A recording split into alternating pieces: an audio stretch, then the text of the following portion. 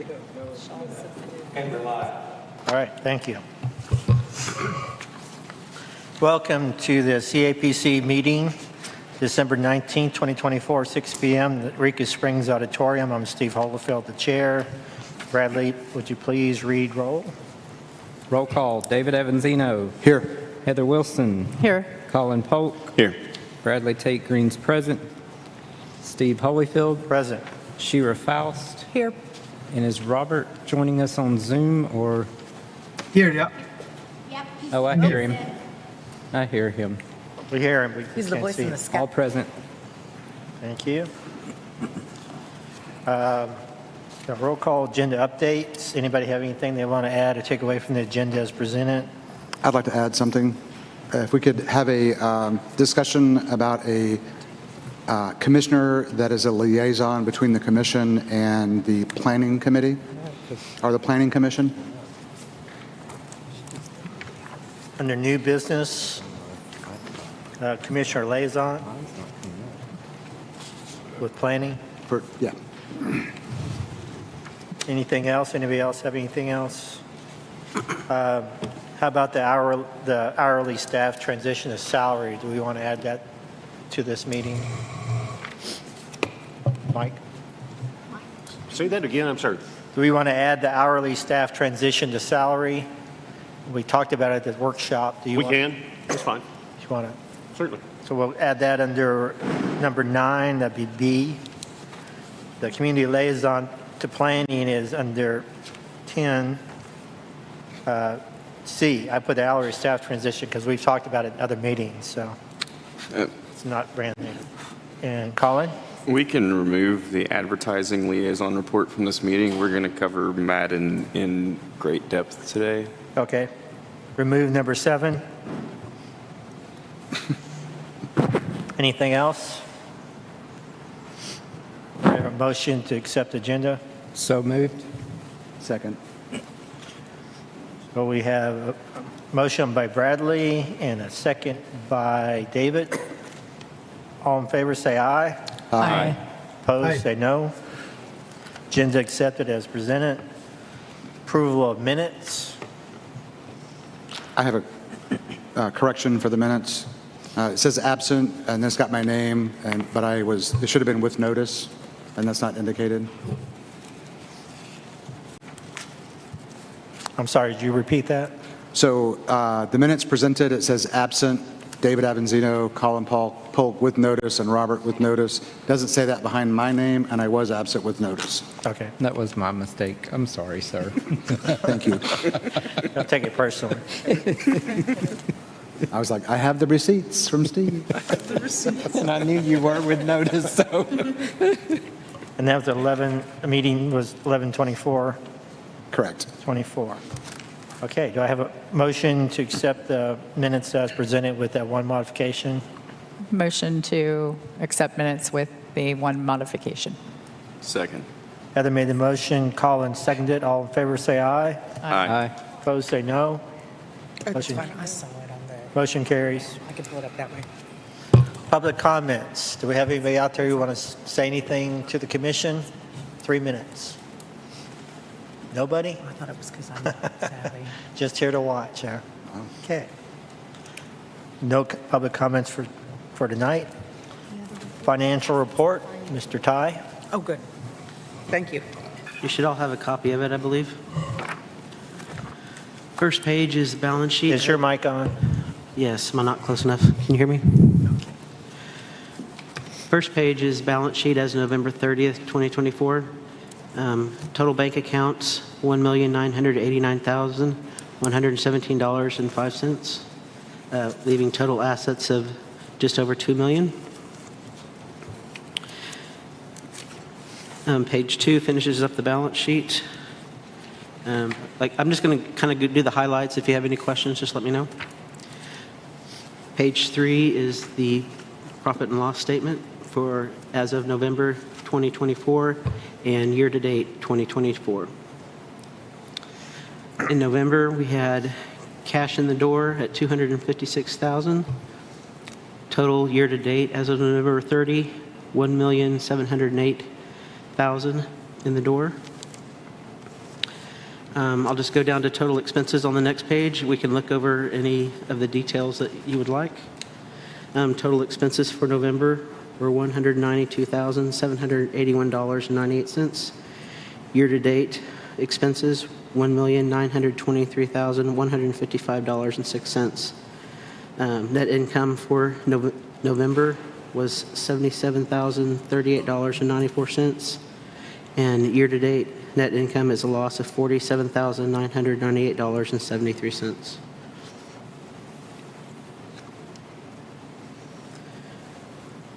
And we can go over any items that you would like. Anybody have any questions? I entertain a motion to accept the financial Well, report as presented. one more page. Oh, I'm sorry. Okay. Go ahead. On the last page is the actual month-to-date collections for, because this is the profit and loss is on the cash basis, the month received. This is actually shows what months they were collected for with 2024 compared to 2023. If you look, there's a cumulative total after each section at the bottom. So cumulative total through October for 2024 was $1.7 million, with the same for 2023. There's only a difference of $2,000 between 23 and 24 at this point. These numbers are not static because if someone pays for a past month, then it goes in the correct month. So these numbers are not static, but this is how it stands right now, is worth the $2,000 difference between last year. Colin? I want to clarify and make sure I have it right. 2023 lodging, hotels specifically, did not separate lodging and restaurants. Is that correct? They paid in. I know some did. I don't know if all of them did separate. Sure. There's some instances where we would have a collector that owns a lodging property and a restaurant, and they would submit one check. Mm-hmm. Yeah, and we did have some of that going on at some point. When, I can't tell you because I don't know. Because earlier this year, we corrected that. Yeah. So last year's numbers will be a little construed. They could be, yes. Okay. I know right now we're just totally separating them. How, I'm curious, because I still only submit one form. Mm-hmm. I'm not breaking out restaurant and Yes, you are. lodging, so who's doing that? It is broken out on the form. On my form? Mm-hmm. I haven't done it, so I don't know how it can be broken down. We can look at it. Okay. News to me. Stand to correct it. I will fix it for you. All right. Any other questions about financial? I would make one point about financials. This week, we did send out 6 registered letters, I believe, to delinquents, some going back over a year. The Ty's been able to go ahead and dig through the system and pull out. So, we're aggressively going after what we know are some people that just aren't filing but are still in business. So, On that note, Ty, can we bring back the delinquent list that we were getting before? Monthly list of delinquents. Do you want just a list of how many are delinquent and the amounts, or do you want the actual names? Just the names. And Okay. the amounts. And the amounts? Yeah. Yeah. we may not know the amount. Well, yeah, we don't know. Oh, yeah, we don't know what they owe until they file. You know how many months they're in Yes. delinquency? Yes. It's been the months, so the amount's not as important, it's just how long have they been delinquent, I I think. can do that. Thank you. Okay, thanks. Anything else? Robert, you hearing this okay or anything? Yep, so far so good. All right. Okay, now I entertain a motion to accept the financial report. So moved. Second. Bradley made the motion, David seconded. All in favor, say aye. Aye. Aye. Opposed, say no. Motion carries. Number 8, Tourism Director's Report. Mike? Okay, we're going to start with a little bit of our campaign performance over the past month or so. Due to some optimizations that Madden made on our website, our 3 meta campaigns, and we'll pull some of those up here, saw a significant improved CTR compared to last month.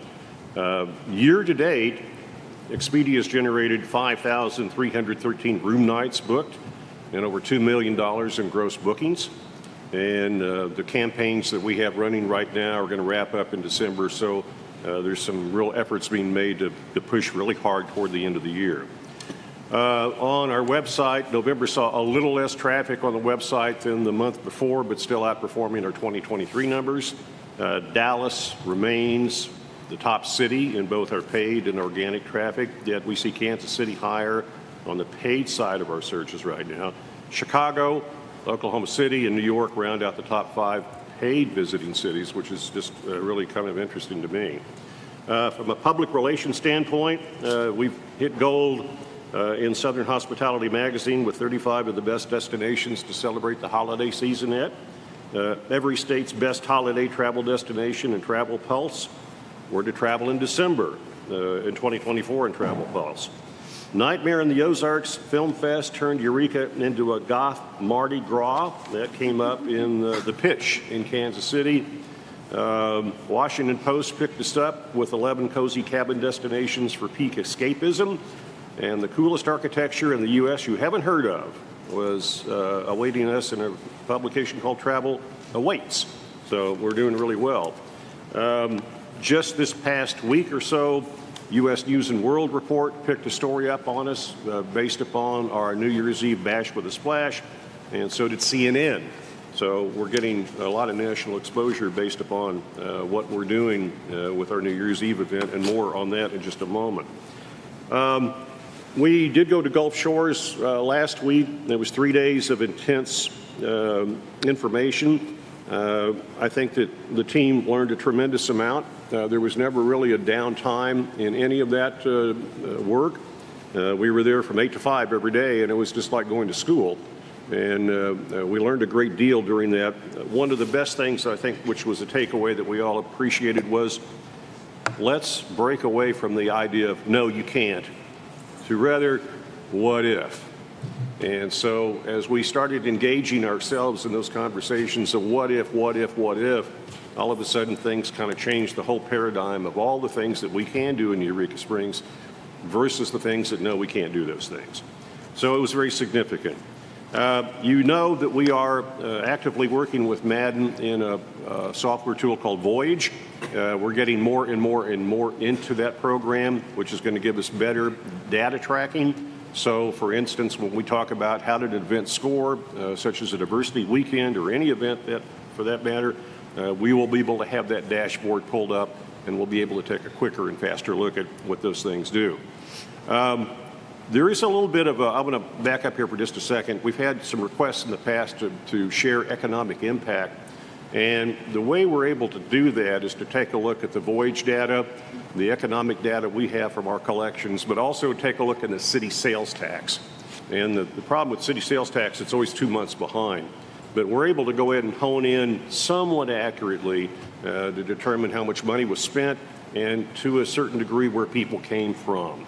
And the only unfortunate thing about that, the way it works through tracking on your phone and credit card tracking. Well, the credit card tracking is going to become more viable for us through Voyage as time goes on. Right now, it is not so good, but we're getting there.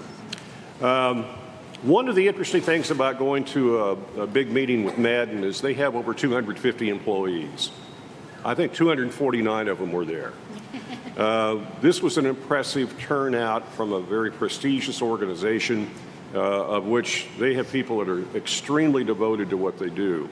Our team, which they kind of come up with cutesy names, is the Sasquatch team. Yeti, I'm sorry. Sasquatch is some other guys. But Yeti, we've got anywhere from a dozen to 15 people working on our campaign at any given time. So it's not just 1 or 2 people in a corner coming up with stuff. It is a lot of people doing intense work for us. And I think as we go through our 2025 MAD proposal, you'll understand why that is kind of a significant thing. We did a really great job with the legislative audit. There was only one instance that came back, and it was something very benign. So we were able to sign the paper and move on. The city did extremely well with leg audit, too. So Eureka Springs came out in very, very good shape, so we were really pleased about that. I'm going to talk a little bit about the New Year's Eve bash with a splash. We found out yesterday, in kind of a strange way, that on New Year's Eve from 10:30 p.m. until 12:30 a.m., Eureka Springs owns the Fox channel in Fayetteville. And when I say owns it, that means we are on for 2 solid hours live. And Sean Paul Nemick, who is our resident magician, and a lot of other people are going to make that event happen. Of course, we have a laser light show. We have 2 big bands that are coming in for it. We've got what's turned out to be an extraordinary parade. We got fire twirlers, dancers, all kinds of crazy stuff that's going to go on with it. And Melonite will be performing. And I think this is going to be one of the most interesting events that Eureka Springs has experienced in a long time. As I said in our workshop a while ago, we did request $19,000 from the state of Arkansas to support this, and they said yes. So we're getting a check. And this is kind of a good thing because it gives us television time in Springfield, Missouri on Color 10 and KY3. We'll have airtime in Tulsa on News 6, along with WGN, and then also the Fox channel in Northwest Arkansas. And we are working out the technical details right now with Fox. It's going to be kind of a fun time. The weather forecast looks very favorable for us. We're encouraged about that. So all in all, I think it's going to be a grand New Year's Eve. And they have experimented with the water drop, and it is dropping okay. And then as they time it, it should be 5, 4, 3, 2, 1. Welcome to 2025. Downstairs here is the Goblin Ball. That's another event that is occurring simultaneously with the drop. So I think our town's going to be full of activity on New Year's Eve. We know that some of the lodging properties right now are already sold out. So this is a good thing. Home for the Holidays was a big event, and we had almost 400 people show up for that. It was just fantastic to see the locals come out for something that really was greatly appreciated. The diversity of entertainment was fantastic, and it was just a lot of fun to see everybody come together for that. During that evening, we were pleased to present Sarai Alshire with her 25-year service award. Sarai's been working for us for a long time, and she was very pleased and very humbled, and certainly an award well deserved. The free movies have been a great hit. People are coming to the movies. They're staying for the entire movies. Last week was Santa Claus 2. We've got more movies coming up. So the free movies have been a hit. And again, it's one of those things where who works them? Well, we all kind of take turns, being in the office to manage if we need to. But it's just something that we like to do, and we're happy to do those things. We will get into the Madden proposal here in a little bit, but happy to answer any questions about what's going on and where we're at. Yes, sir. Do we have any attendance numbers for the movies? I'm sorry? Attendance numbers for the movies?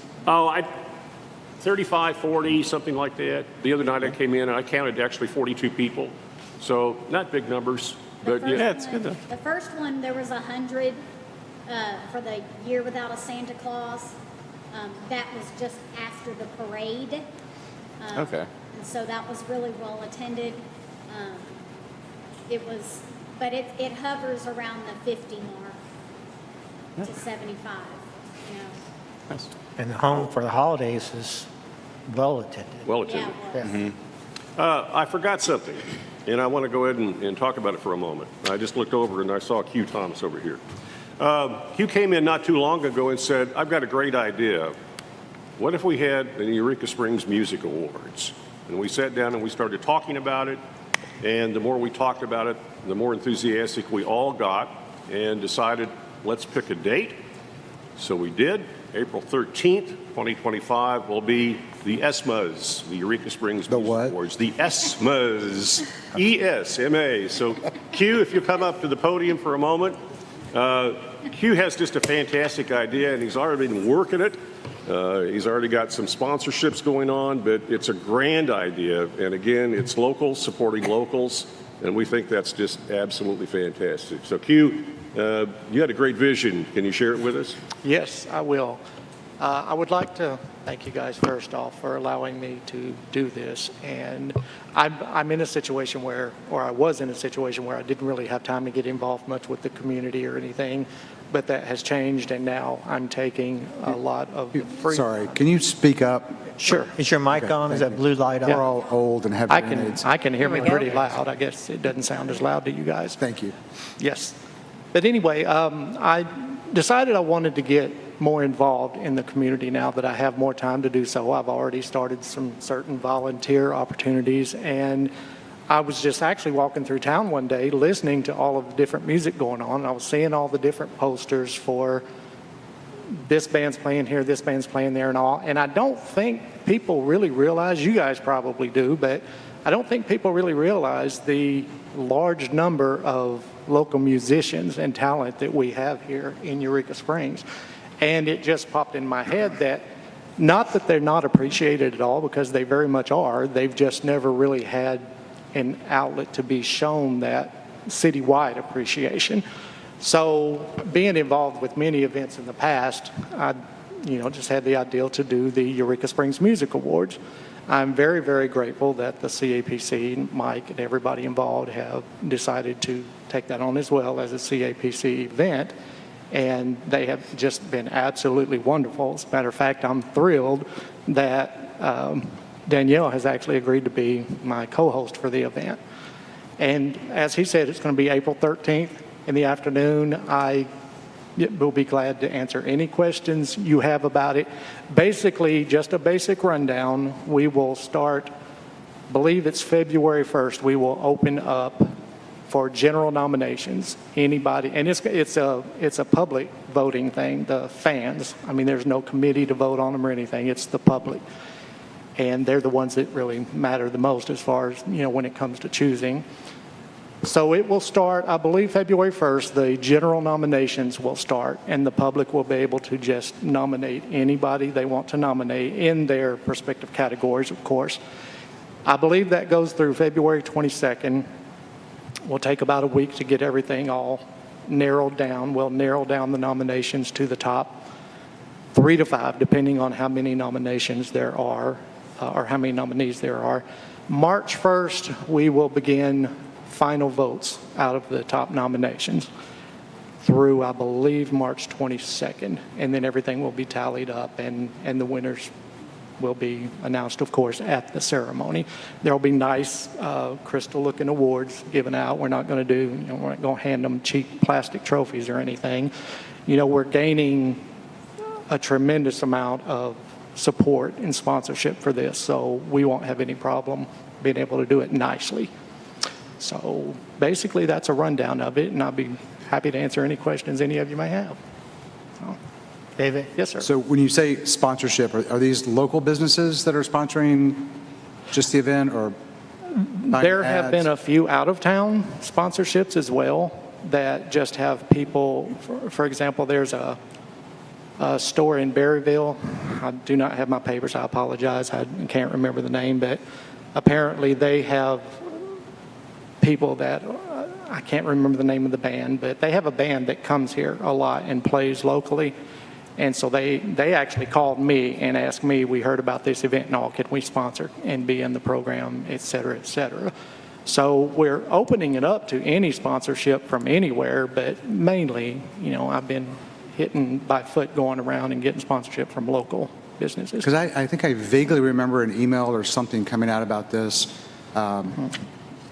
Because, I would like to sponsor myself, Right. but I don't know how to do that.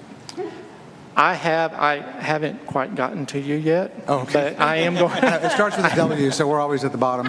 Yeah, I am going around, like I said, on foot, trying to get, doing a lot of foot traffic, and I know it's going to be difficult to get to every single person.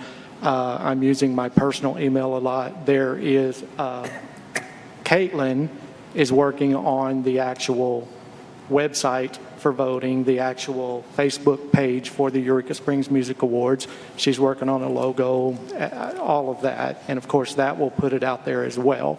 But as far as sponsorship goes, I do have papers, and I can get them before the end of the, I can go to my car and get them because I do have them, and give them to everyone here, and it's got my information on it that you can call in. Might want to make it noted, this is going to be an official CAPC event. That was my question. Yeah.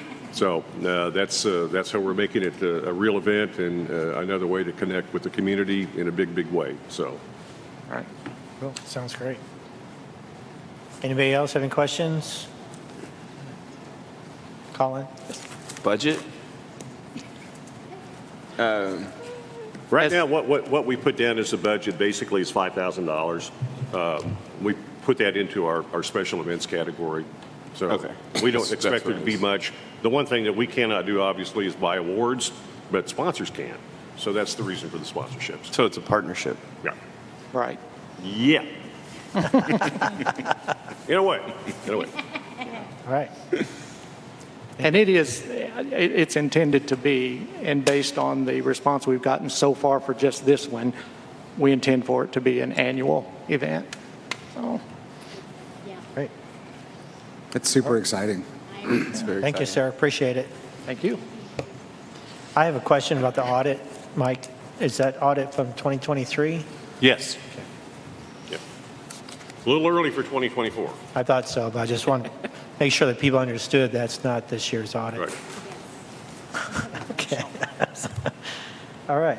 That's it for Mike. Anybody else? Old business, Madden Marketing 2025 proposal. Okay.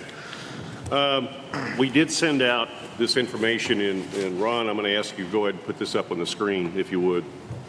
We have quite a bit to go over here with this today, this evening. The first thing, let's go to the first slide, if you can. Number 2. Where we started, where we're going, and I think pretty self-explanatory. One of the things that we did from 2024, we created the Free to Be campaign, the launch. As we kind of take a look at the successes of 2024 that Madden put together, obviously over $1.5 million in gross bookings through public relations, through Expedia. Those numbers are very strong. We did a lot of media placements for the first time through them. Our stakeholder engagement and so forth has been very, very good. We did in market, they did 2 video shoots, photography and so forth. And I think what we saw from 2024 was a very strong commitment from the organization back to Eureka Springs to be just as viable and just as responsible as possible. So for 2025, the mindset is to move into emerging markets, and we'll take a look at those in a second. What worked well, what didn't work well, leaning into measurable KPIs, more bookings, more exposure, investing in the future of Eureka Springs tourism. The website navigation is something we're going to take a look at because we're looking at not a complete redo of the website, but a lot of enhancement to the website. And also the evolution of the Free to Be campaign. So let's move into the next slide. Here's the plan summary we're going to take a look at, and it is in a pie chart, which gives you a little bit of an indication of how funds are going to be allocated. In 2024, the budget was $1,047,000. That $47,000, the lion's share of that was basically for the website. And if you kind of take a look at your charts, you can see how they broke out public relations from such things as media and whatnot. They have requested an increase of about $300,000, and the lion's share of that money would go back into advertising. In 2024, the budget for hard advertising was about $506,000. They're requesting an increase of $724,000. And that would go back into what we call paid media, more digital, more print, more out-of-home advertising. Out-of-home, obviously, is billboards, and just an increase there from 48% up to 53%. We keep public relations at the same level, 75% of the budget, or $75,000, because that's just such a strong component for us. Our voyage and short-term rental data support and so forth remain essentially the same. The only big difference probably is going to be only one major shoot during the course of the year, because we have a lot of assets already in photography and video. But the big change is going to be in web hosting. Right now, the format for our website is in a program called Cornerstone.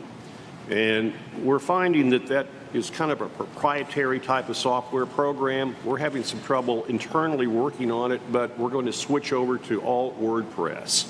That way, Caitlin and whoever works for us will be able to go ahead and navigate through the WordPress software, be able to make changes on the fly much more easy, and it's just a more user-friendly type of approach for us. However, that time period of doing that is about 6 months.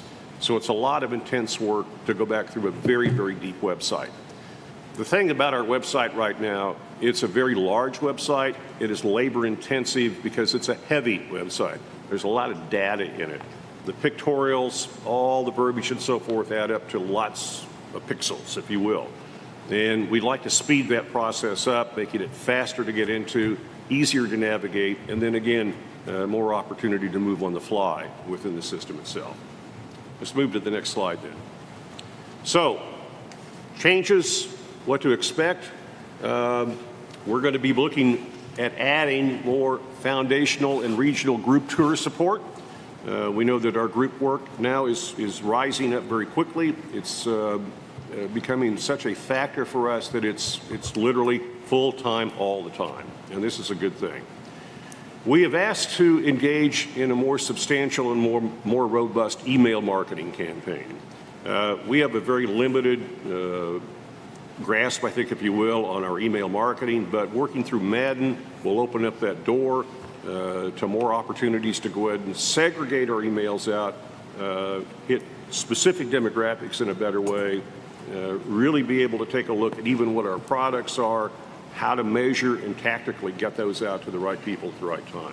We can't just blast them out all over the place, but we have to do it strategically, and that's the thing that Madden, I think, really will be able to help us do.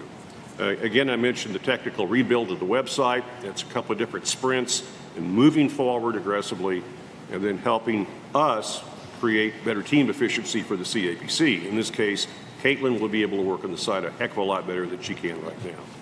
And I mentioned that we're going to go ahead and pare down the video and photo shoots from 2 to 1, and I think we'll be fine with that. If we need to do more, we certainly can. Okay, next slide, please. This is a financial breakdown of how the money would be spent. PR, $75,000. Would be looking at $39,600 for Voyage and our data services. Creative services and production. That's the think tanks of everything that goes into what we see and what we hear and what we do.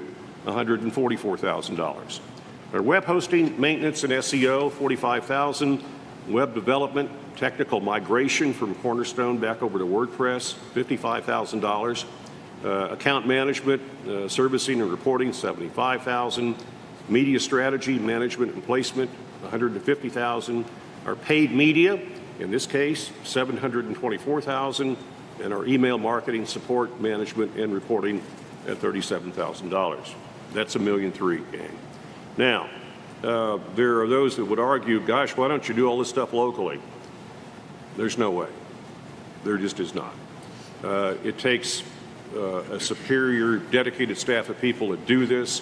The biggest advantage I think we have, and we saw it when we were in Gulf Shores, is all of the clients that were there were DMOs, just like us. That's all they do. So when they work with Port Aransas, when they work with Cheyenne, Wyoming, when they work with Portland, Maine, when they work with San Francisco, when they work with the state of Utah, we're dealing with people that deal literally with nothing but tourism. And that's very important. So it's not banks, hospitals, and car dealerships. These are people that are honed in to this particular business. Take a look at the next slide. One of the things that we looked at in 2024 was where are we spending this money? Well, it became real obvious that we wanted Joplin, we wanted Springfield, we wanted Fort Smith, Little Rock, Tulsa, Oklahoma City, and so forth, and Dallas. But now we know we want to move into some more markets because we see that web traffic coming back to us. So our emerging markets, Paducah, Kentucky, oddly enough, Memphis, Tennessee, just on the other side of the border. As we look at Sherman, Texas, out of the DFW market, a strong market for us. Our key growth markets, oddly enough, Chicago, St. Louis, Shreveport, and Houston. These are fantastic markets for us. Now, I did ask the question just today or yesterday about the overall gross population of this area. Don't know what it is, but Chicago is the third largest city in the United States. Houston's right up there in the top 10, so is Dallas-Fort Worth. So we're dealing with millions of people, literally. The Kansas City Metro is about 2 million unto itself. Memphis is around 2 million. So this is a big area that we're targeting. And we also don't ignore the fact that we are also advertising every day nationally.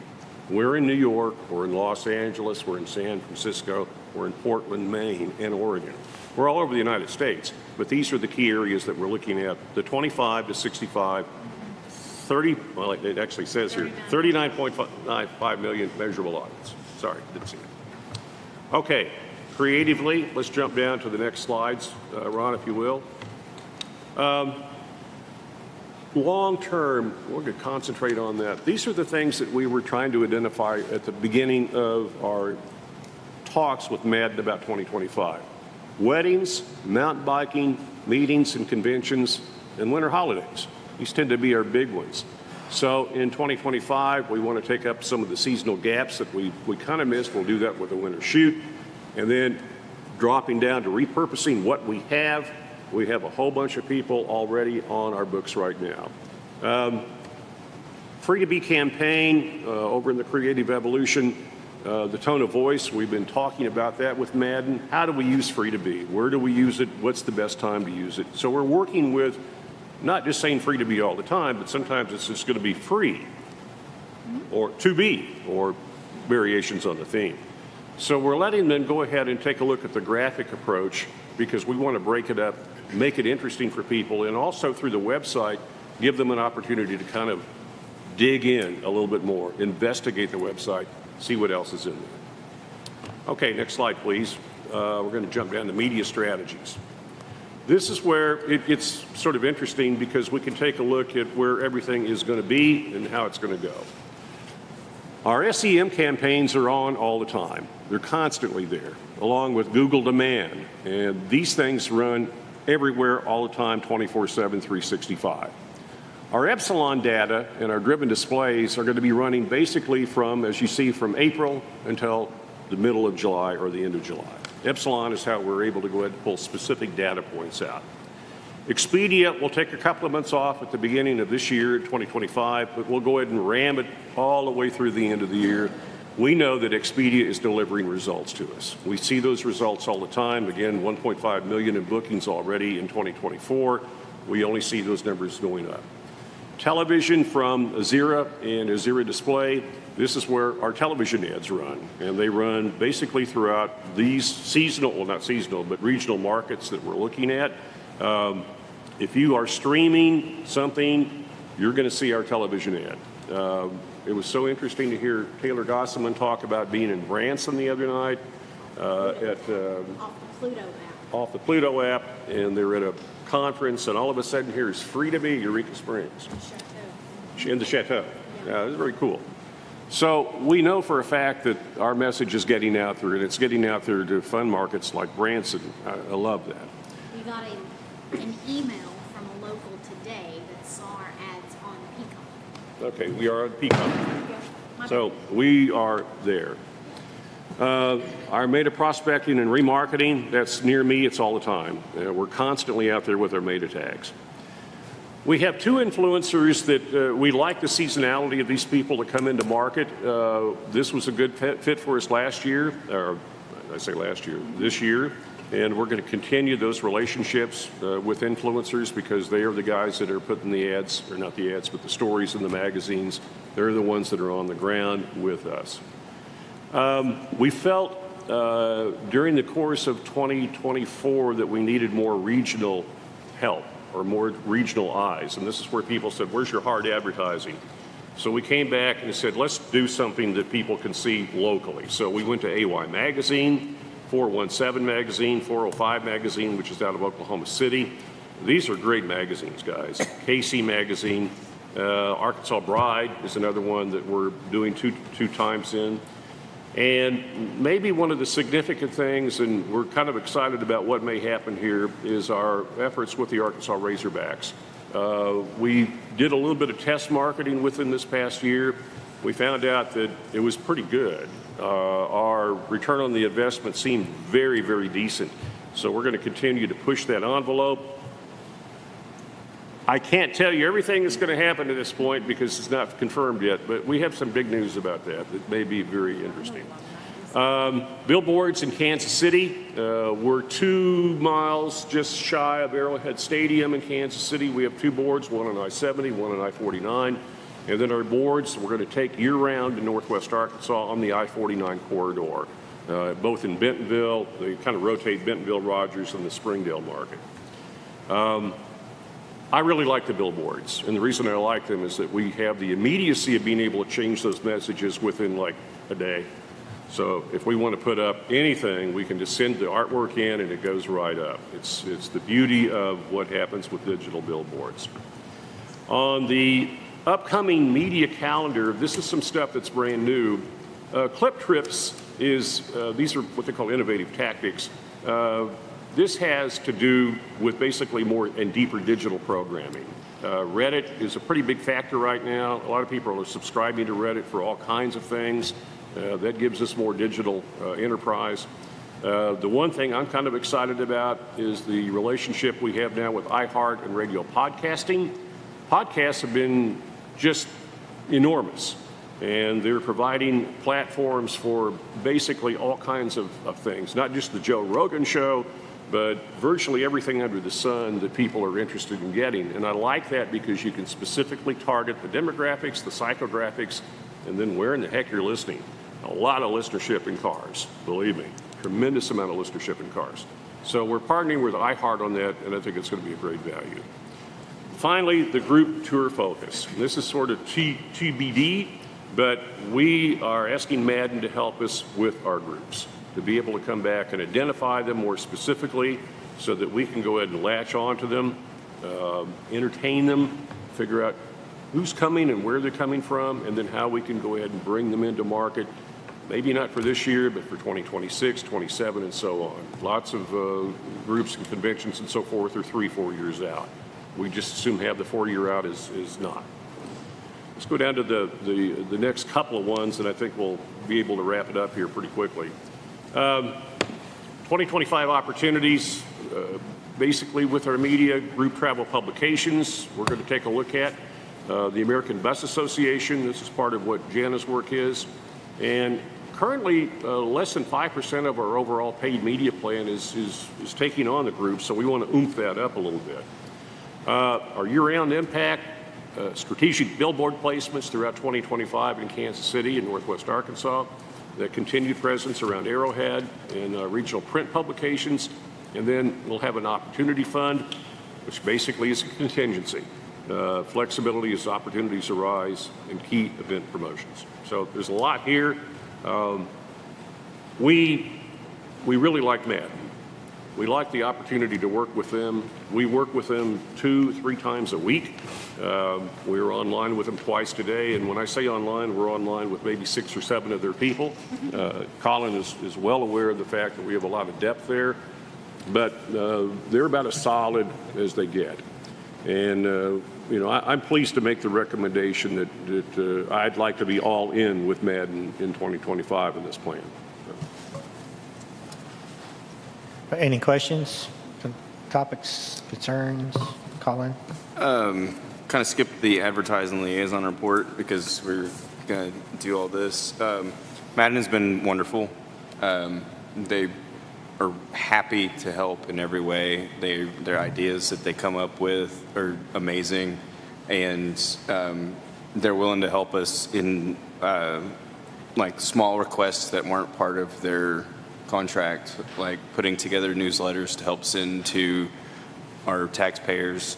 One we just got was a GEO and SEO summary so we can hand to all the business owners to say, here's what your SEO guidelines should be. Here's the new fangled thing that Google's doing. It's GEO, generative engine optimization, which now everything's AI generated. And so they're already on top of that. They already know what to do, and they pay attention to the current trends and what's going on. So they got my vote. Okay. Oh, okay. I guess I should show you something. Ron, can you scoot down to slide 25? I was promising to show that. I forgot it was on this. 25. We have an opportunity to do something that few people have an opportunity to do. This is to be on the Jumbotron at Razorback Stadium. And they're trying to figure out how they can work it into the budget, and perhaps they will. But this is about as big could get. And we're talking, let's see, 76,000 fans at the Donald W. Reynolds Stadium on a home game day. And the opportunity to not only be on that big giant board up there with our shots, but also to be on the ground with our tent and our materials and so forth. And this is a major deal. So we're looking at it as an opportunity to grow the market in a very, very unique way. This just kills me. I'll be real honest with you. The opportunity to be in front of these people with Eureka Springs is just a huge thing. I don't know who is doing it right now, but apparently they haven't upped on it yet. That we're going to be given the opportunity, and may know shortly if we have the privilege to do that. It's just one of those things. In fact, Ron, if you'll scroll up to the next slide, you can see the size of the stadium and the size of the board up there. That it's a pretty amazing thing. We called the Hogs yesterday, and when they showed it to us, they thought that was pretty huge, especially the ones in Arizona that didn't know what that meant. So it is an opportunity that's unique, and I hope that Eureka Springs is able to do this. So. I'm an alum and a current student. Maybe they'll give you a discount. Yeah. Any other questions, comments? I have a couple of comments and then a question. I was really pleased to see email marketing added. That's awesome. I saw, is it Kansas City Karen? Yes. That phenomenal. Her videos on Instagram, and I'm not sure what other channels. I saw it on Instagram. They were awesome. So if anybody out there listening or any of the commissioners have not seen her reels, she came to Eureka Springs and did like a holiday themed what to do for a weekend, and it was really high, great quality. And she just has a really great personality in her email. I was just curious, who do you know, just out of curiosity, who Madden uses for CRM for email? Like, is it HubSpot or Marketo, or are you aware? I'm sorry to hear you. Oh, who does Madden use for their email marketing? Like HubSpot, Marketo? It's just a curious question. I don't know. I'll be happy to find out. Thank you. Yeah. I'm just nosy. HubSpot was mentioned by Phil. Philip, and I can't remember the other girl's name, but Philip was the one that I remember. But he's our contact with Matt. Yeah, it was just from the segmentation that Mike talked about. HubSpot, admittedly, I'm biased. HubSpot has such great demographic segmentation. I thought it's awesome if that's who they use. Yeah, I heard HubSpot at the Muse conference, but that doesn't mean that's what Muse. We need to put Danielle on the mic. Thank you. I had a couple of questions. One is, what advertising are we doing in Branson? If I saw it, I didn't hear it. So, Branson, advertising in Branson? It was a television ad that they saw. Okay. We ended up at one of the exclusive chateau up there on television, and one of our people saw the spot as it was running in the background. Okay. Free to be. I always thought it'd be great to have a billboard in Branson to piggyback on their what they draw people in, and then piggyback onto that. And the second thing I had was, why not Austin? You got Houston and you got Dallas. I lived in Austin a long time. The people who live there would love Eureka Springs, you know. I'm glad you mentioned that, because one of the things that we saw in our airport traffic report because of Expedia was Austin has a direct flight to XNA. And we had mentioned this to Madden, and part of our digital marketing and push into that area down in there, San Antonio, Austin, and basically the entire northern portion of Texas is part of the digital strategy right now. Okay. So we will be making some inroads into the Austin market, but only probably because of the fact that they started showing up in that reporting as we saw from LAX, from LaGuardia, from basically all of the United States. Denver was another top one. But as they come into XNA, those things become real vital for us, and we saw Austin being one of those markets. Yeah. Great. I can kind of help a little bit with that too. So if you go back to the map with our markets, this data was taken from Google as well as from Voyage, which we don't really talk about too much in here, but Voyage is Madden's data baby. So like all the data that they use to help us improve, most of that comes from Voyage. And so whenever you see an advertisement and you click on it on your phone and it takes you to our website, they see that, oh, well, you're in Dallas. And so we get a report every month of where all those numbers are coming from. And so whenever we see Chicago pop up a lot, we know we should advertise to Chicago more because it has more of a pull. Austin hasn't shown up as much in those, even though we are advertising in Austin. They haven't really populated on those lists, so we haven't really paid as much attention to them. Okay, thanks. Yeah. Robert. Robert, go ahead. Well, you took one part away, what I wanted to mention. The Austin and San Antonio market, definitely something I think it's worth to be in there. I also missed the Tennessee market. I mean, we have Memphis right at the edge, but then we don't go further into Tennessee on that part. I've noticed that years ago that was the case. It seems like Tennessee is not a market for Eureka Springs. That would be one thing. And then another question I have, the increase of that budget, around $300,000, is that paid mostly out of reserves, or are we expecting to refinance that to the incoming revenue for 2025? That's part of our revenue stream. Did you hear that, Robert? Revenue stream. Okay, yep. All right, thank you, sir. Anything else? And then, another thing I wanted to ask that I think what's very interesting is that iHeart podcast. Would it be helpful to extend it into September? So kind of like to get into the fall audience. I saw it stops at August, why not go 1 month longer? Would it be helpful to extend Did that came over? into September? They're talking about it. Something Hold that on. we'd have Which one? measurements. That would, let's go back on the I see what you're saying. presentation. This one, You had it on The epsilon data? Here, on the page 12. I think probably the answer to the question is yes, depending on budget. I think we just need to know what the allocation financially is for that, Robert. I don't know what that specific number is, but obviously they were, trying to figure out how do we squeeze the podcast world into our program, and it may have just been dollar-wise. We have this much money. This is what we'll do. So. Okay, one last question I have. The web hosting part, the $55,000, which $55,392 is, first of all, is that like mostly like a one-time expense because we are transferring our old website to the new one? Exactly. And Yes. is that a fixed amount? Mike, remember back in the old days, we had website creations and then it got out of hands. And then the costs were 3 times more than it was proposed in the first place. So kind of, do we have a security that the costs will be in that range and not going over?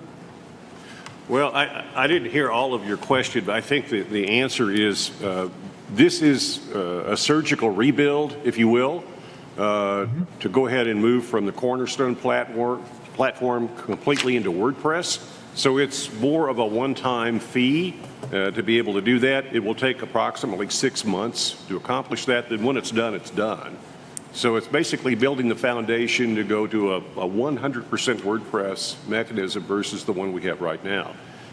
There will be ongoing maintenance, obviously, but I think what you're looking at with that figure, it's a one-time fee. And it's not a fee just one time. It will be amortized over the course of time. Right, and the fee is kind of a stable fee it will not be a surprise fee that it will be all of a sudden $20,000 more. I have never seen any of their billings that have surprised us. They're big, I will tell you that. They are large, but no, what they do is when we take a look at that billing that we see from them every month, it's exactly what we anticipated getting. So there's never been a surprise that I'm aware of. And the other thing, the Razorback engagement, yes, you said it before, it's a big chunk of money for the Razorback advertising. Do you think the return on investment for that is worth to have such a big amount allocated to it?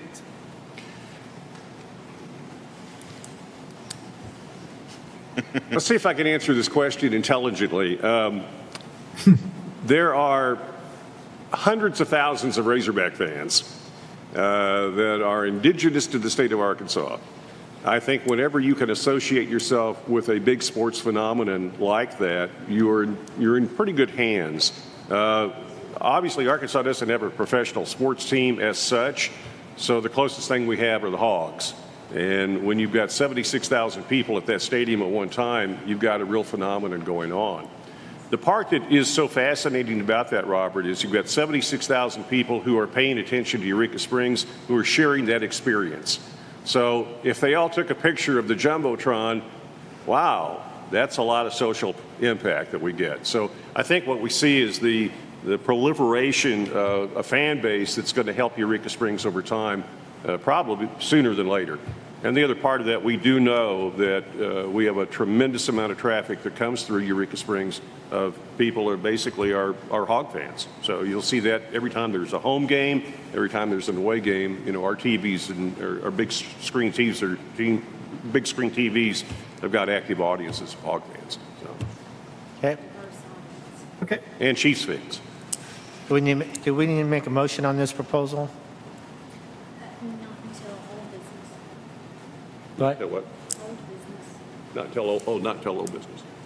That was just before, wasn't No, that, No, we're there. We're on it? old Oh, we're business there. right now. Okay. Yeah, that's Well, right. The thing is, Do I hear a motion? if they accept it, So moved. we have to put it in the budget. I Make you move, do all the work. What is the motion? I move that we accept Madden's proposal for 2025. That's it. I second that. Okay, Colin Polk made the motion and Robert Schmidt seconded it. I'm just going to ignore Mr. Bradley over here. All in favor say aye. Aye. Aye. Opposed say no. Motion carries. Thank you.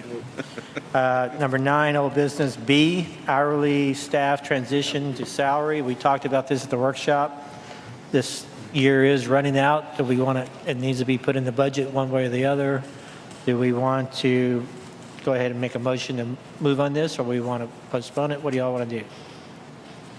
Again, we only meet once a month, so we can't, the only time we make So decisions. My question is, I am agreeable to it, but I want to settle the bonus question on how that will be handled, because I want to do it proactively.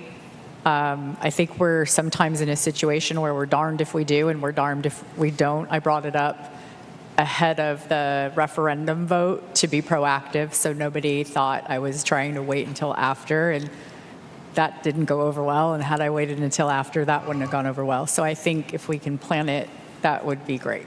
Colin? Since they're city employees and they have to abide by some of the contractual terms of the city's employee contracts, is there already a city bonus situation? Okay, that was my question. I think it's clear that we can do a bonus. We're not restricted by the city rules about that. I was just hoping they already had something nice laid out for us. They don't. I appreciate that. And just to reiterate, I did do my due diligence in calling the Attorney General in Little Rock to speak about this. The average bonus is 9.6%. I have not even recommended that due to we are in Eureka Springs. I know that some of the community is not comfortable with that figure. I'm comfortable with it, but I'm trying to be a bit conservative, and so I thought between a 5 to 7% bonus. And again, I think what we need to decide is, do we want to do a flat bonus regardless of how much money the CAPC brings in? Or do we want to say, based on how much we bring in, we will take 1%? And I'm just throwing a number out there. So 1% of $2 million gives us $20,000 to divide accordingly. The reason that I like that one, again, is just it's based on what we've brought in. And so we're a little safer. And then it incentivizes the team, not that they're not already motivated, but to bring in more. I agree, because I think it could be tied to performance as well. That second proposal you said. Thank you. So the percentage would be based on the tax collection, not, we will not collect or count the like interest income to the 1% or whatever percentage. Just the two factors, right? Right. Yes. So Robert's question, for anybody who didn't hear it, was it's not based on interest that we're receiving in the bank account. It's based on the actual taxes that we collect. And that is correct, yes. Yeah. So my proposal is 1% of taxes collected is reserved for bonuses and split accordingly amongst the team at the end of year as a bonus in the last December payroll. Colin? Do you already have numbers like what? Because you said you're throwing 1% out there. Is that what you would like to see? I think 1%, if we're looking at $2 million, that's $20,000 to split among 5 people. Now, if we bring on another staff member, that might be a discussion for us to have. Do we still feel comfortable saying $20,000 among 6 people? And I think that's, a fair conversation for us to have if we hire someone else. Okay. So are we going to keep talking about this, or are we going to make a motion? If everybody is okay, I will. Are you wanting I will the make a motion, 1%? or can I make the motion? I make a motion to reserve 1% of taxes collected to be of CAPC tax to be collected for an employee bonus of CAPC staff to go into the December last paycheck of the year going forward. I'll second that motion. Heather made the motion, and Shira seconded it. All in favor, say aye. Aye. Hi. Opposed, say no. Motion carries. Thank you. Now the hourly staff transition to salary. Are we going to keep talking about it, or are we going to make a motion? I move that we move our staff from hourly to salary. Second. Colin made the motion. David seconded it. From moving our staff from hourly to salary. All in favor, say aye. Aye. Opposed, say no. Motion carries. Great. New business funding request. Do we have someone out there from Danny. Shamrock Inn Projects? What did you say? He's been waiting here for so long for this. Thank you for your patience. It's my name is Danny Watson. I'm the co-owner of Steampunk Inn Projects. We are going to put on a festival in April. It is a new festival. It is the Steampunk Festival. It's called Goggles, Gears, and Springs. I don't know if you guys know what steampunk is. I'm sure a lot of you probably do. I see Heather does. Basically, what I prepared for you guys, and I know that we just have a few minutes here, I wanted to kind of tell you what steampunk was and some of the things that we've got already in the works for the festival. But first of all, steampunk is kind of a fantasy.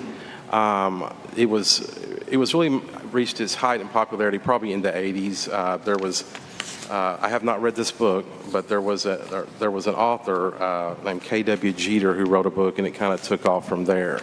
But steampunk is fantasy. It's kind of like a post-apocalyptic, Victorian, dark academia world. And it's fantasy, and when I say that, what I mean is like there was some sort of event where the society as we know it ended, and it just so happened it ended in the Victorian era, to where at that particular time it was steam engines and the people that were kind of the upper class, or the people that were in charge, that's what they were into. So that's what that is. It is really popular with cosplay. I would encourage everyone, if they have not heard of this or seen this, Van Buren, right down the road, does a steampunk festival every year. They've been doing it for several years.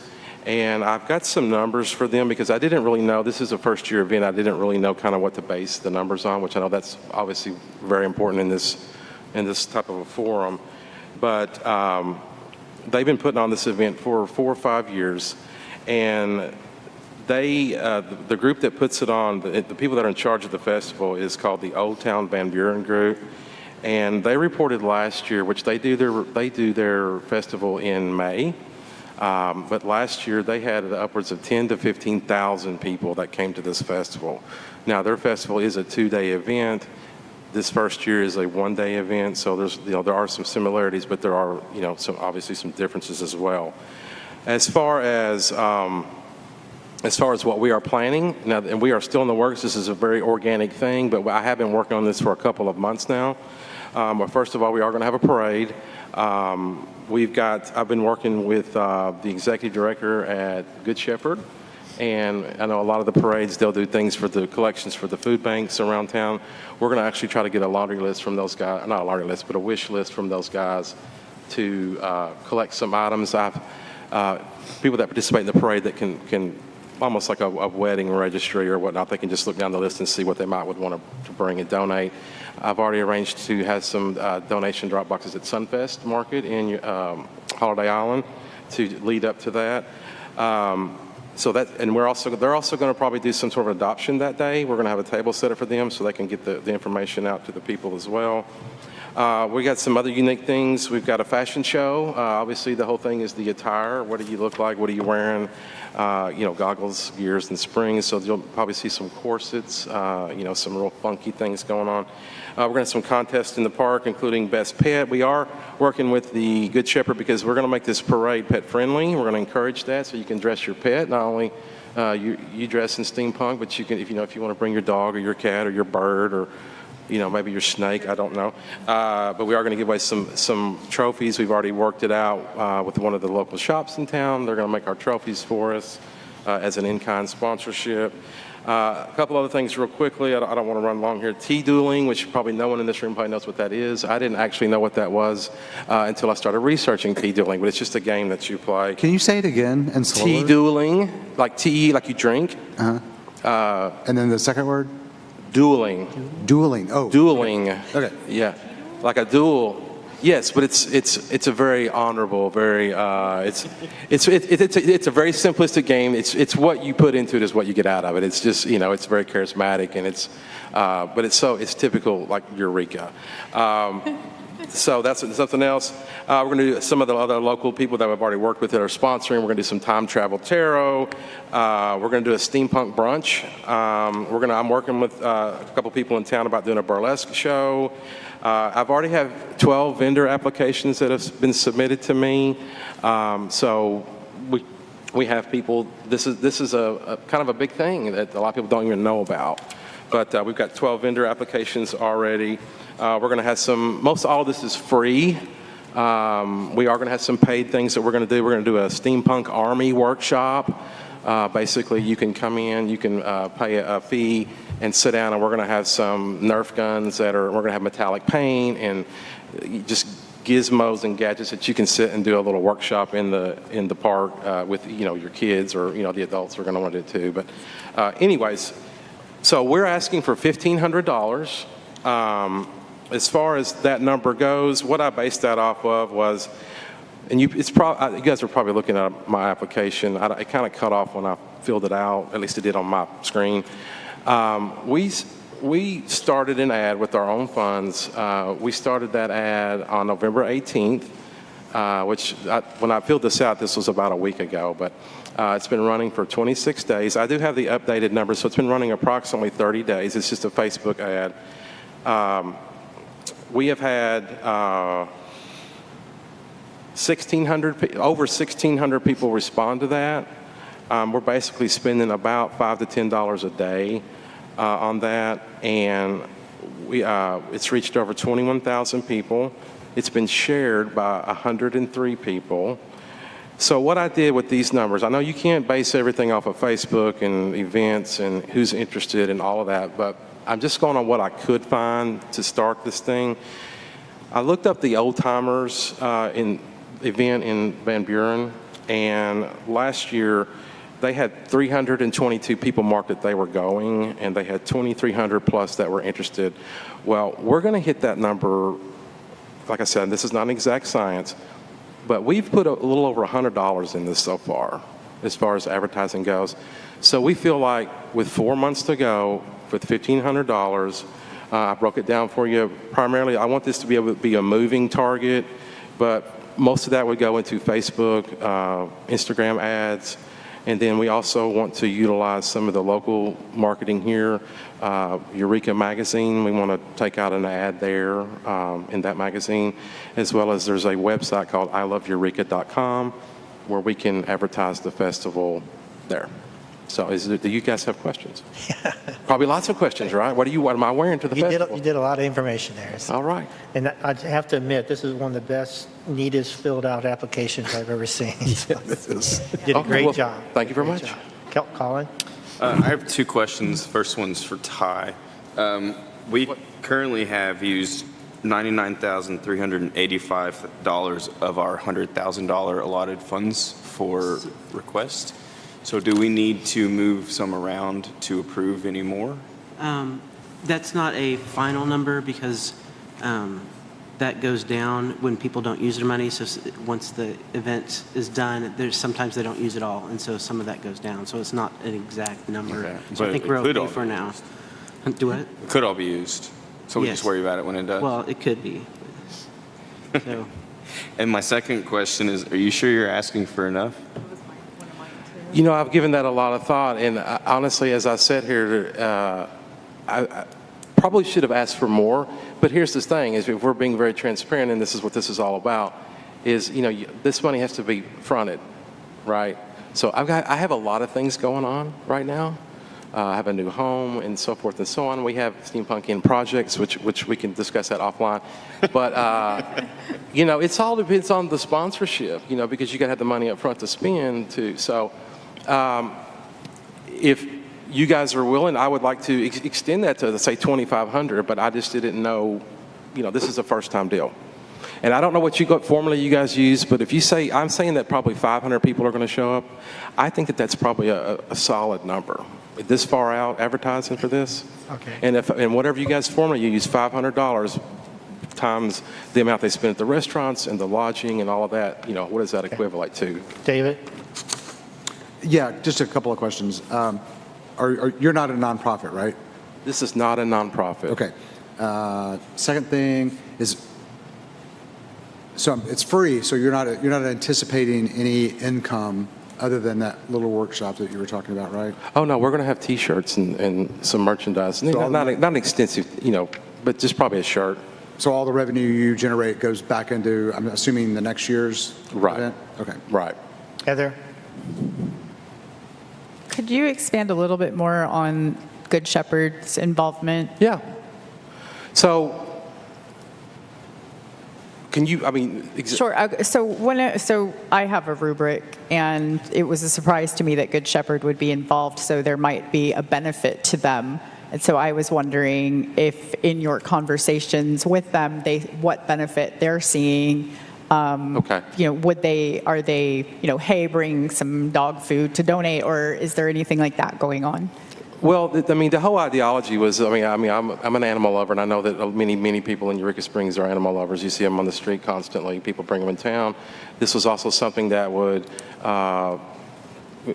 the lodging that's in town that are pet friendly, this kind of helps them as well. Mm-hmm.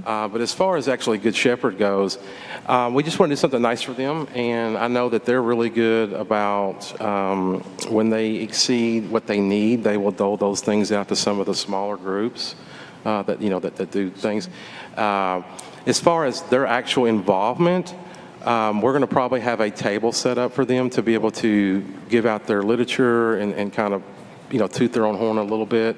But also, we've discussed possibly having maybe an adoption leading up to it, maybe having a couple of pets that we show, or excuse me, not pet, animals that we showcase leading up to that they can actually bring and someone might adopt them. So And I had one more question. You mentioned parade, so you already have, like, with the, like, appropriate Permits. safety permits, all. I've got all okay. that stuff, yes, ma'am. Okay, Is your hand up, Bradley? Yeah. thank you. Danny, for informational purposes, for your Facebook ads, how are you boosting a post? And then is it just picture or is it video or? So we've only boosted the one post to date, and that's just basically the announcement of the festival. We did do that as far as the marketer. This is Mike's alley. We did, for that little small ad, we did some of the larger metropolises like, Kansas City, Oklahoma City, Tulsa, the usual suspects, Branson.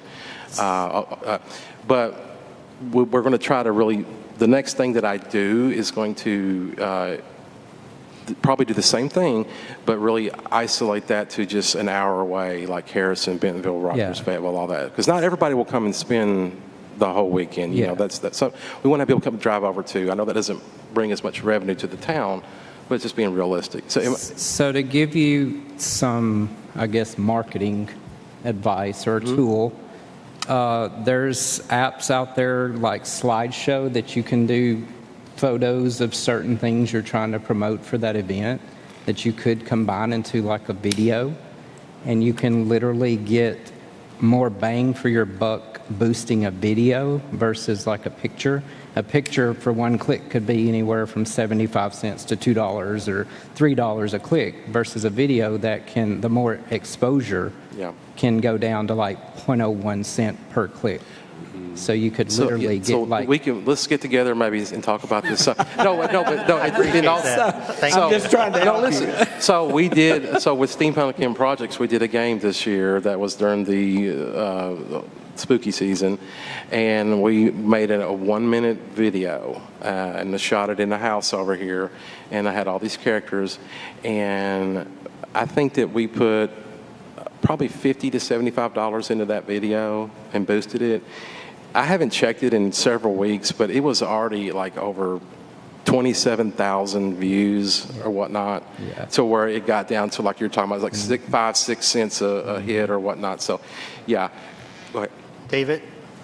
Yeah, and correct me if I'm wrong, I want to make sure that you're asking for funding moving forward in your advertising. And with that being said, you'll need to change your ad to include our logo, correct? Correct. Absolutely. Okay.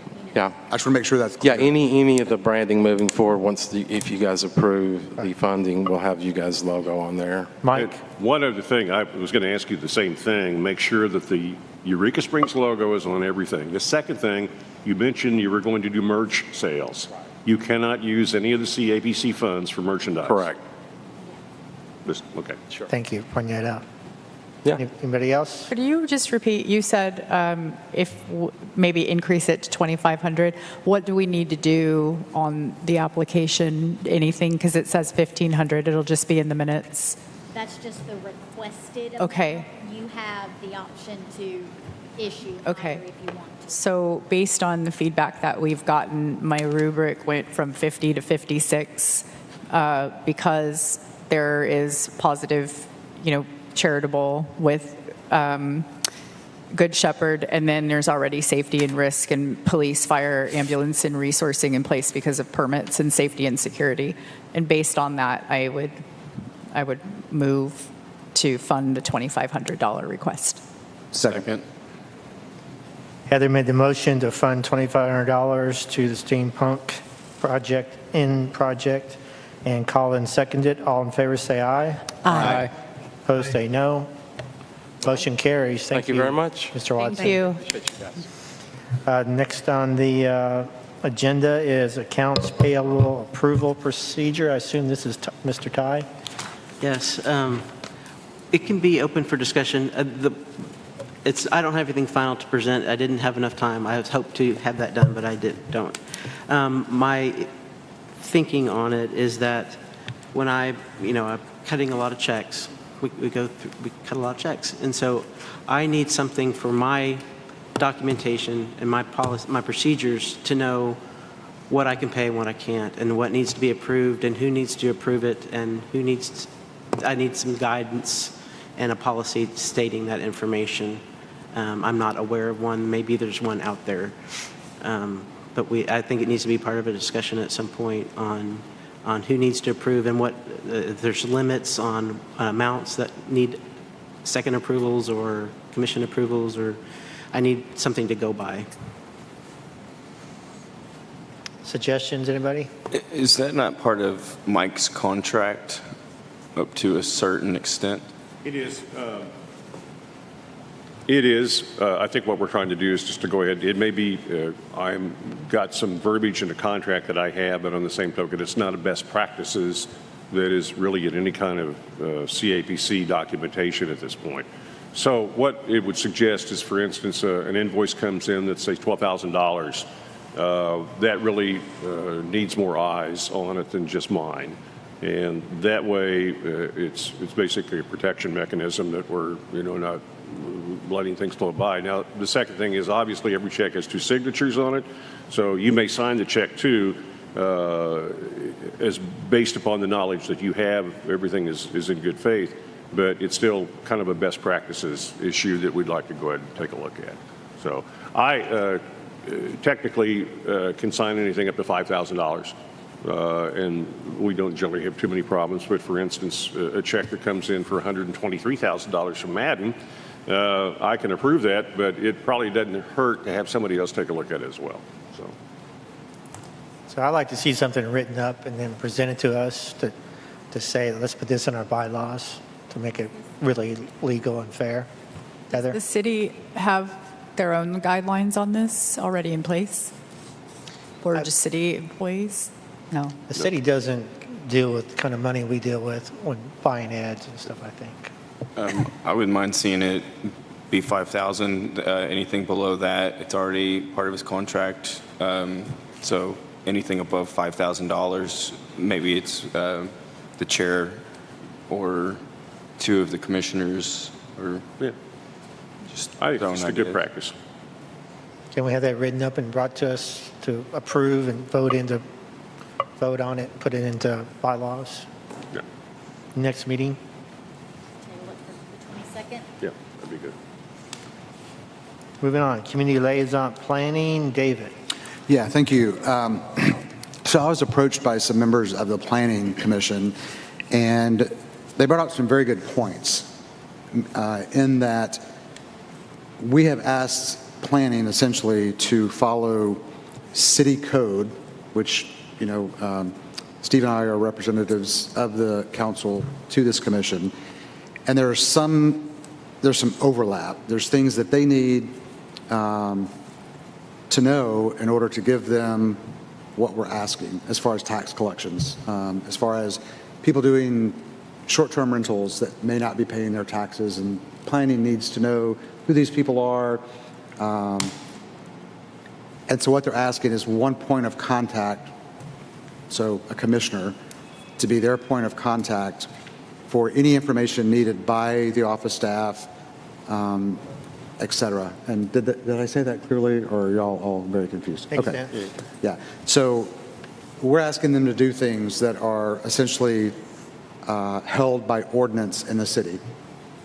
And the city has already determined that this is law, and they are asking for the person to be the go-between between the staff and the commission to give or seek information that they need to do their job to follow city ordinance. Do we think that needs to be a commissioner, or does that need to be a staff member? Well, they have asked for a commissioner, a liaison. Do we have anybody who wants to volunteer to be on that commission? I'm willing to do that. I can volunteer now. Things could change next month. I don't know. But I'd be willing to do it. Does that entail to the, I guess what the question probably is, and we had a conversation with Cassie and with Ida, not too very long ago, in reference to kind of the same, the type of information that is applicable to share. What we were able to determine were two things. Number one, there seems to be a logical disagreement between attorneys. One attorney says one thing, one attorney says something else. Arkansas legislature back in 2018, I believe, passed a law saying that no one can come in and take a look at your books. It doesn't make a difference who you are. However, that does exclude, for instance, the finance director. It excludes the director, and it basically gives, I think, the green light to suggest that is a client current or past due. But that's it. Yes. Not really knowing what the amount of that transaction is. And I guess that's all. That Yeah, really no, was I allowed. wouldn't, and they made it very clear. They weren't looking for, XYZ Inn owes $50,000 and they're behind. Right. They weren't looking for stuff like that. They want to know if they're current or past due. Because what they have gotten into or what they have seen recently is that I believe it was a bed and breakfast, was sold and they owed CAPC taxes. Right. And those were not collected as they should be before that property is sold. Yep. So it's instances like that that they need to be on top of to keep the city ordinance in place. Yeah. I think it's a good thing, because really from our standpoint as staff, we would prefer not to even get into that little mess, if you will, because we've had a couple of people come in and say, well, I need to know where I stand with the city. Well, do you have the business license? I think I do. Yeah. Well, do you? Yeah. Well, we ran into that at the last council meeting, and the woman says she's been in business for 20-something years and didn't even know what a certificate of occupancy was. Yes. So it was quite interesting to hear that argument and debate. We see them. We know who they are. Okay. We all know who they are. I think this is an interesting concept. I think I'd like to think about it and then bring it up the next meeting. And by then we'll know Yeah, who's that's right. True. too. So, is that okay with everybody? Yeah. Yeah. That's a If interesting idea. there's a need for a second, I would offer my service as well. Okay. Thanks, Robert. Sir. Okay. Moving on. Commissioners' comments. Oh, Can I add this? Am I too late to add something? VRBO? let's go ahead. Okay. Never too late. Okay, well, Really? I'd like to move this on if we can. We did get approached by VRBO. They sent in an agreement to us to sign. We've been pushing this and pushing this and pushing this and trying to get it done. Finally, their attorney sent us a letter and also a contract that we could go ahead and implement, asking the question, how soon could we do this? We could be collecting by February 1, or we could be collecting by March 1. But David, I think you had a question about what is taxable under the VRBO Yes. agreement? Okay, what is taxable? Well, I was concerned in reading the agreement, there were things that they were taxing, like the cleaning fee, Yes. lost key fee, things like that. And we had this issue come up at our hotel that you can't tax certain items. So how is VRBO going to pull those out? Well, this is what they say. Booking transaction including but not limited to the following fees charged by a homeowner: rental fee, booking fee, cleaning fee, property damage fee, and any other use-related fee, but excluding refundable damage deposits.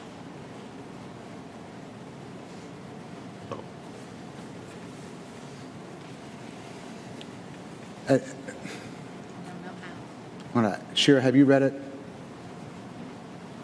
I'm sorry? Have you read VRBO's contract? I have not read it. I don't think most of us have that contract. Oh, yeah, you do? I think- It's a home away. It's the one that we read last fall, But but it's been several months. I do agree with you that some of those things don't make sense to be included in the taxation, so I don't Yeah, know how 'cause- that pans out. I know, because we actually had to discuss this with staff in the Attorney General's office. There are things we can't tax as a hotel. Correct. And some of those things you read off in that agreement. Rental, booking, cleaning, property damage fee, and any other use-related fee, excluding refundable damage deposits. Basically it. Yeah, because I don't think, from what I recall, like we can't charge tax on a cleaning fee. Right. Because when we did rent VRBO and Airbnb, we had to ask these questions. We don't do it anymore, so it could have changed since then. And that's my question. I want to make sure that, I don't know about cleaning fee because that can be factored into your Well- cost as a whole of rental. So that's not so odd to me, but things like repairs and stuff like that are still kind of up in the air as to what then you'd be secondarily taxed on and things That's like the that. damage deposit. Yeah, so I don't So- know. We took $200 from you because you broke a lamp. Right. We're not going to tax you on the lamp. This is basically the same language that's in, I think, all of them. I don't know about Booking.com, but it is HomeAway, and this is the HomeAway methodology. So it's the same for Airbnb. and has our attorney reviewed this and given a thumbs up and all that? Okay. Yeah. All right. Take the money. Take the money. Thank you, Robert. Well, if you'll sign it, then we'll take the money. Okay. Little mister. All right, now Commissioners' comments. We'll start with Mr. Schmidt. Do you have any comments for tonight? Our last meeting of the year? If I have, Yes. well, thanks to everybody for a year which was a little bit difficult, but I think we all survived. And I wish everybody a Merry Christmas and a Happy New Year. I'll keep it short. My internet connection is not stable, so. Thank you, sir. Appreciate it. Oh, David? Yeah, first of all, kind of what Robert was saying, the past several months on this commission has run the cleanest I've ever seen this commission run. It's been a pleasure. It's been fun. We're not worried about somebody stabbing us in the back. So thanks to all the commissioners for your time and the staff for doing a phenomenal job. Like I said, it's been the best that I've seen it since I've lived here. So thank you. And the second one, I'm going to throw Robert under the bus, but are you on the toilet or in the shower? I'm sitting on the toilet. That's I knew it. I knew it. I had to get that Where are you? You're doing your best work. Besides the bathroom, where are you? Somebody had to say it, right? I noticed they moved from the workshop to this meeting, but I didn't want to ask. Heather? So to Commissioner Avanzino's point, Commissioner Avanzino and Chairman Holyfield, I hope that in January, if the council asks, you will volunteer to rejoin us in 2025. I think that the last 5 months have just been going just swimmingly, and a huge improvement from where we were over the summer before a couple of us were sworn in. So I do hope that you will consider rejoining us, and I will be out of town for the city council meeting, but I will be sending a letter. CAPC staff, thank you again. What a year. Just so happy that we're going into 2025 with this team intact and with Ty joining us. Ty, thank you for continuing to dig us out of the mess that you were left with, really, truly. Everybody here and listening, happy Christmas, happy whatever it is that you are celebrating and observing or not observing. I hope it goes exactly how you want, and see you in 2025. Thank you. Colin? So I've been on the board for just about a year, and it's been like a roller coaster. Luckily, we're in one of the highs. Things did get a little crazy this year. I'm glad we all pulled through that. Most of us. Some of us are no longer here, and that's for the best. Music in Eureka Springs. I love music. I've been pushing on the CAPC to get Madden to lean towards music, and they came out and recently took some video and photo of a bunch of music in the city. We've already started to get the first advertisements from it, and they look beautiful. So I'm super excited about the Eureka Springs Music Awards, and I look forward to the CAPC's music advertisements that we now have the ability to do. So see you in 2025. Yes, that's Bradley? Let's see, I've been on this commission for over a year. I concur with David that things have been very pleasant for the last few months, and we have worked very well together. I believe the city is represented very well by the current commission. I do want to extend my appreciation to Steve and Colin and David for fighting with me through this summer, and we made it. And we, the four of us, I know, made that pact that we were going to fight for what was right, and we were going to do the right thing, and I truly believe we've done that. So 2024 has been a good year for us overall, I feel like, because I believe at the end of the day, we stood tall and we had great integrity, character, and continue to do that and represent this commission very well. I wish the community a wonderful holiday season, and I look forward to bringing in the new year with the fellow commissioners with hopes that David and Steve return and help us continue what we've started. Thank you. Shira? Just a thank you to everybody. This has been fun, even though my journey has been much shorter than David's, Colin's, and Brad's. It has been good, and I'd like to thank the community for your support and keeping this going, because I think it's wonderful for our town. And so thank you and happy holidays. Thank you. Chair's comments. The workshop will be on January 8th. It will be about funding requests and budget. The next general meeting for this commission will be January 22nd at 6 p.m. The workshop's at 4 p.m. I also like to thank and congratulate, I always mispronounce her name, Soraya. 25 years. That's a wonderful thing. And we appreciate her, and we appreciate what she's given to the commission and the CAPC and the city. I look back at 2 years on this commission, and after what we went through recently, I do think we still have a challenge of educating not just our tax collectors, but our public about what we do, how important the CAPC is, and what an important function that it performs in our town. And we have a challenge to constantly educate our neighbors about how important this commission is for our city. And with that said, don't forget, officers will be elected in our next meeting on January 22nd. So anybody wants to volunteer to be an officer needs to think about it. So I'd like to wish everybody happy holidays, Merry Christmas, and a Happy New Year. And I'll entertain a motion to adjourn. Motion to adjourn? Second. David Alzina made the motion, and I'll give Bradley Tate Green a second. All in favor, say aye. Aye. Bye-bye, everybody.